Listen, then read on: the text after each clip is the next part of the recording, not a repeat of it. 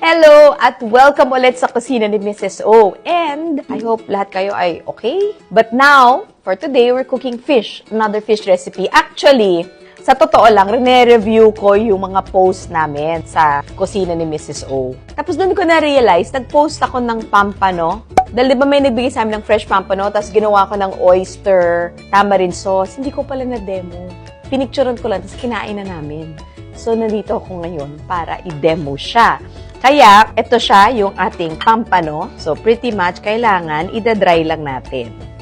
So, basically, pina-fillet ko na siya. Pwede nyo rin pagawain sa palengke. And then, you will just basically season it with salt and pepper. And then, ano mo sa cornstarch para i-deep pat fry. I think we took a picture of it many months ago ba? No? And then, ngayon ko lang na-demo. Ngayon ko lang natandaan. Sorry na. Tao lang. So, here you go. Anuhin pa lang patting it dry. Kasi, why are we drying the fish so much? Kasi kung hindi naman siya ganun ka-dry, hindi niya maa-absorb ang ating cornstarch. So, I'm just gonna get some salt and pepper. This one is pretty much parang Thai-inspired, I would say. I'm just gonna season it with white pepper and some salt, no? Tapos pati baliktad. Kasi, kakailanganin natin yan. Pwede rin to lapu-lapu actually. Yung fish na ito, pwedeng lapu-lapu. Might work well with tilapia, except with catfish also. Ano tawag doon? Hito. Might work. I'm not sure kung it will work well with tilapia kasi nga it has a bit of flavoring. So this is cornstarch and we would like to coat it with some cornstarch. We can add that extra crunch, right? Hindi ko pa nalalagyan ng salt.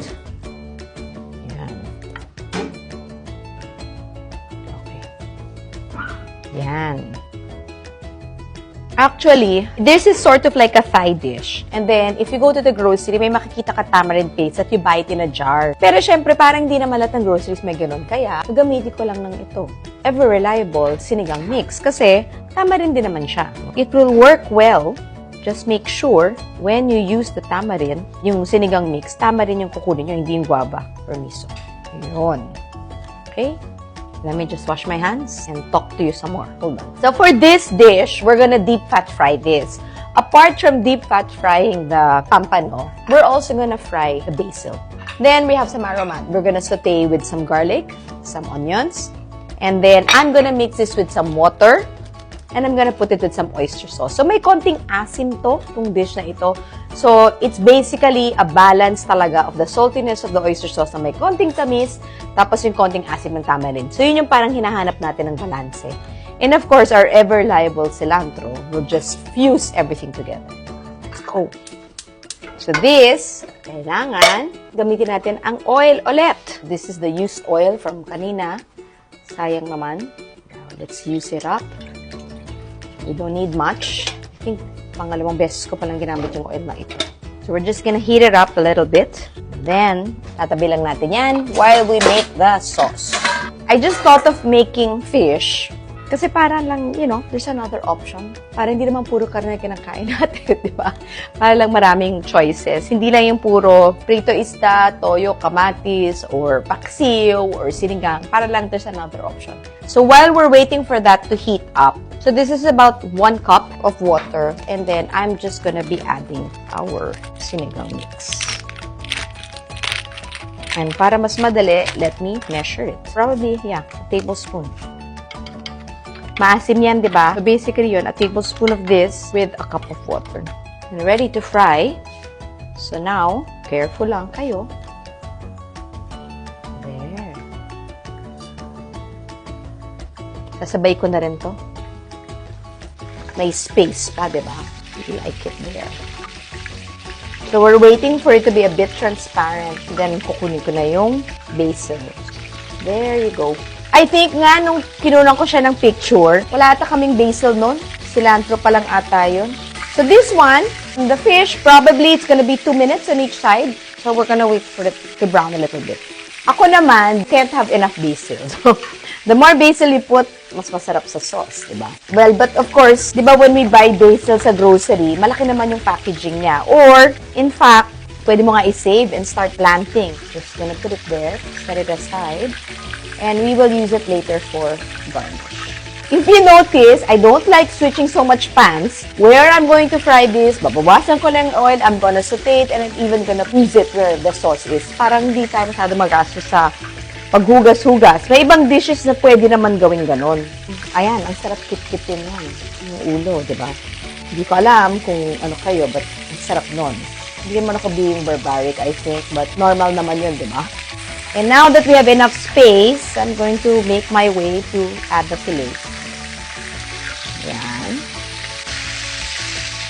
So there you go. Nice. So probably another 2 minutes. Fairly easy. We're just frying it. Again, you can use lapu-lapu. I think it will work well with torsillo, actually. Except, di ba, ang nipis ng torsillo, pero na-imagine ko yung laman ng torsillo. Masarap dito sa fish kasi very meaty siya na white. It's not as soft as lapu-lapu yung torsillo, pero tamang-tama yung texture niya. I think babagay siya. Actually, sa totoo lang, galing ko sa freezer namin. Yung nagregalo sa amin sa July, ang dami niya. Pinalinis ko and then I froze some of it. It's not fresh. So, sorry, but it's because sayang naman. So, here. Ang mahirap kasi dito sa pampano na ito, the body part where the bones are luto na siya, pero yung sa ulo hindi pa. So, we don't want it to be bloody. So, that's why hindi ko pa siya kinukuha. We're waiting for that to cook through. So, here, while it's there, titisyo ko na muna ito para maganda ang texture. Yeah, look at that. It's crispy. Ano siya? Nice and crispy. Just gonna flip it around just to make sure luto ang ating ulo. Sigurado ako luto na yung tail. Hindi ako sure luto pa yung ulo. So, hintayin natin yan. Ito, syempre, gusto natin yung skin very crispy. Di ba pag crunchy yung skin ng fish, ang sarap kainin. So, gusto natin crunchy yun. Especially with that cornstarch, it's gonna give it that extra crunch. No? So, yan, look at that. Nagbaballoon na siya. So, I'll let it be. Probably another minute. Yan yung gusto natin, golden and crispy. There you go. Okay, so that's what we want it to be, golden. There. Ito, dahil manipis, it will cook very fast. At dahil, do not try this at home. Turn off the fire and I will drain again the oil. You notice I turn off the fire. You know why? In case I make a mistake, na biglang nabuhos ko yung oil, liliyab kasi yung apoy na yun. So for safety, turn it off. Just don't lower it. No, I'm just gonna. So this one, I have to scrape it through kasi if you notice, there are some white spots, the white residue. Those are because of the cornstarch. So now, na-drain ko, I'm gonna put a little bit of oil while it's hot. There. My garlic. My onions. There you go. There. So we're just gonna cook it through until medyo nangangamoy na ang ating garlic, no? Yan. So you can see, it's slowly turning to be golden. And actually, if you're here in the kitchen, naamoy mo na slowly ang ating garlic. So, what I'm gonna do is I'm gonna add our tamarind, no? Yung kanina nating sinigang mix. So, I didn't add all of it because I just wanna scrape the pan to make sure whatever garlic is sticking, ma-scrape off natin siya. So, I'm waiting for it to reduce. And then, I might add, with our remaining, let me just add a bit of cornstarch to make sure mag-thicken yung ating sauce. So, I added 3/4 tablespoon of cornstarch. There you go. See? Ganun lang siya. And then, I'm gonna add some oyster sauce. There. Actually, for Thai cooking, you can actually add some chilies. But, I'm not kasi in case, you know, you want para sa general, no, like, kunyari, may kids or may hindi naman lahat mahilig sa maanghang, hindi na natin lalagyan ng chili.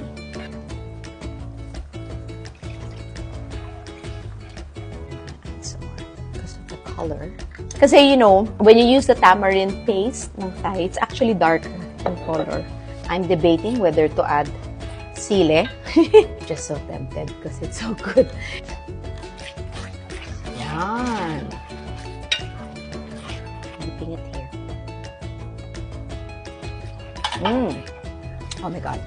So good. I'm gonna eat a bit of patis. Parang masarap ang patis. There.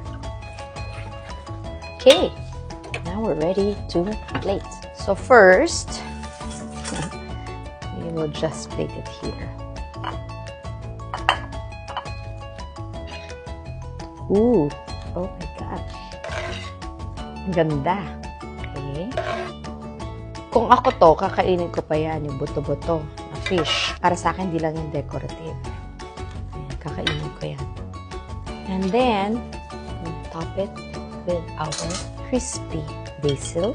And remember, when you're cooking cilantro, just take out the roots pala kasi may lasa pa ang stem. So, hindi yan tinatapon. Ginagamit yan. So, this is just another pampano twist, diba? To something different. Okay, so here you go. This is now our fried pampano. Thai-inspired with tamarind oyster sauce. Ano bang shorter name? Pampano with tamarind oyster sauce. Sorry, delayed ang ating demo, but here it is. And I topped it with crispy basil and some cilantro. Enjoy! And I promise you, masarap siya with kanin. So, bawal ang diet. Kailangan ng kanin dito. So, please enjoy and see you here again sa kusina ni Mrs. O.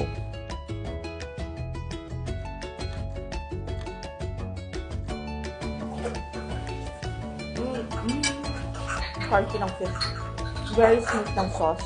Hindi overpowering yung oyster sauce. Hindi rin overpowering yung tamarind. Actually, wala kayong sobrang acid. Very good. Okay, looks good and crunchy. Crunchy. Just the way I like it.